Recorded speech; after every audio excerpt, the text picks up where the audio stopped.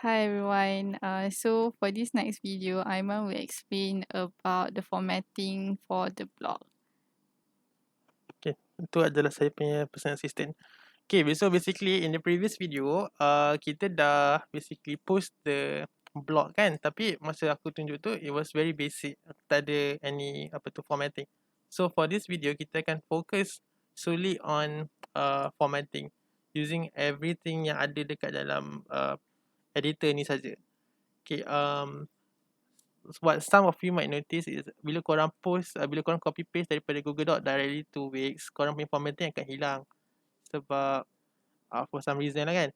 So of course lah, the first thing kita akan buat di sini adalah kita akan Control A to select all the text, pergi ke alignment and pergilah ke justify yang menjadi kegemaran kita semua. And after that, kita akan pergi ke line spacing. Pergi ke line spacing, tak perasan dia dah 1.5. Okay, nice.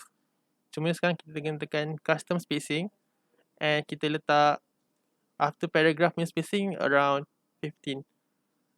So bila macam ni, nampak tak? Sekarang instead of kita letak satu line kosong between paragraph, dia akan just automatically letak spacing. But this is optional sebab some people memang diorang format assignment diorang punya paragraph guna enter line je. Okay, once dah selesai yang itu, bolehlah kita start mula letakkan gambar dalam kita punya artikel. Okay, for dalam the previous video dah tunjuk macam mana kan. So let's try to tengok macam mana rupa dia bila ada teks yang dah deformatted. Let's add an image. And let's add, let's see, gambar kaki baby ni. Okay, kita add to page. Tunggu dia load.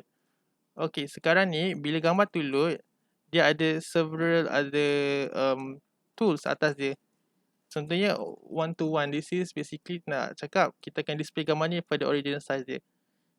Yang small fit ni pula basically small lah, kecil je. Dia like 50% of the width of the page. Kalau korang nak the full width, tekan ni. Contohlah kalau korang rasa macam tak naklah satu row tu gambar je, korang letak dia besides a paragraph, tekanlah align to left. Dia akan jadi macam ni. Kita boleh delete this row atas dan jadi macam ni.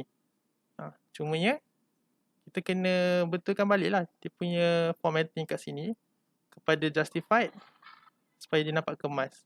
Okay, so with that covered, let's look into other things pula. Let's say lah kalau korang rasa korang nak letak a separator between one paragraph and another to show that okay, kita akan look into a different topic pula, contoh lah kan. So letaklah divider ni. Divider ni garis bodoh je sebenarnya. Garis bodoh ni pun ada a few types. Ada putus-putus, garis-garis, ada panjang, ada pendek, and dia adalah by default in the middle. Now, let's look at another option, which is buttons and tables. Okay, button ni basically kalau korang nak letak link to the website contohnya kan, instead of letak link to bodoh-bodoh dekat atas dalam paragraph ni, contohnya http google.com kan, korang tak payah buat macam ni, korang just add a button, tekan pada dia, tekan this gear button, lepas tu nanti kat setting ni letaklah URL tu, so dia akan nampak elok sikit. Maybe boleh tukar click me ni kepada UN SDG homepage misalnya lah kan. So once dah ada tu, nanti jadi cantik lah macam instead of ada link yang biru bodoh ni. Okay, another thing for you guys kalau nak letak adalah documents. Documents ni pula basically files ni basically just files je lah. Korang Wix tak boleh display, tapi dia boleh store files pada satu site tu untuk visitors download. Contohlah ini adalah file calendar academic. Kita akan add to page and this is how it's going to appear dalam post tu. Dia link je. Tak boleh tengok pun. And finally, let's look at apa tu collapsible and list. Okay, collapsible list ni is just a list. Let's say lah kalau korang rasa macam korang tak senarai dalam blog post for some reason, tulis je lah. Tulis item title contohnya. Letak, lepas tu letak another item. Lepas tu nanti dia akan collapse lah macam ni. Nampak tak?